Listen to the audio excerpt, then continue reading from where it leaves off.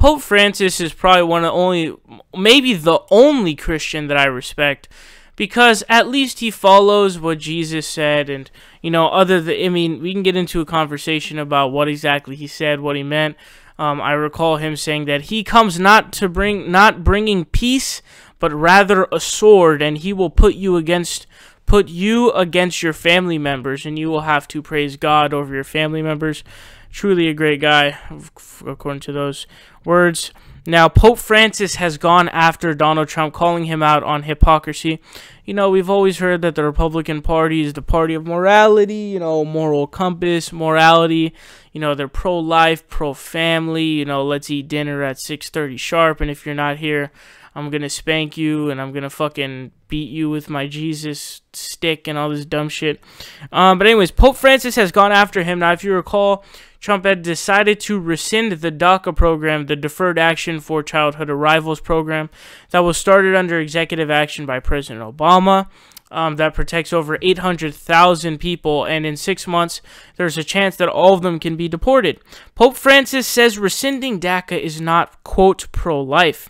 Here's what CNN Politics reads. They say, if United States President Donald Trump considers himself, quote, pro-life, he should reconsider his decision to end a program that allows the children of undocumented immigrants to remain in the United States. Pope Francis said, quote, the President of the United States presents himself as pro-life. And if he is a good pro-lifer, he understands that family is the cradle of life, and its unity must be protected, Francis said. Wow, so this is that's a KO right there, obviously. But this is a whole nother issue, actually, with the pro-family thing, because it's one thing to, be splitting up families. It's another that they're actually sending these people back. So you're actually it's violating both pro-family and pro-life.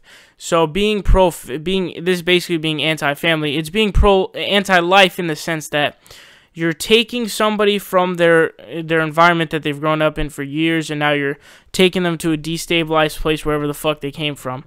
Now they continue to say the Pope's comments came during a news conference Sunday aboard the papal plane as he returned to the Vatican after a 5-day trip to Colombia. In the wide-ranging Q&A with reporters, the Pope also said history will harshly judge deniers of climate change. The Pope acknowledged that he was not familiar with the specifics of DACA. Quote, I think this law comes not from Parliament, but from the executive. If that is so, I am hopeful that it will be rethought. I'm actually with the Pope on this one. Of course, he's completely right. He also goes after climate change deniers, which is fucking awesome. But also that he said that he hopes that the legislative would be able to pass that law, which would be fucking awesome. I really would love a Dreamers Act to be passed through Congress. But of course, gridlock prevents a lot of stuff from going through. Now, Pope Francis, again, like I said, he seems to be one of the only respectable and non-hypocritical Christians. And I very much appreciate that, because it's very rare to find people like this, if you really ever do. Support independent progressive media by leaving a subscription down below. Leave a like and share the video. Help us out on Patreon, or you can donate in other ways. Links are in the description down below. We are fighting Trump tooth and nail, and we will continue to do so with your help.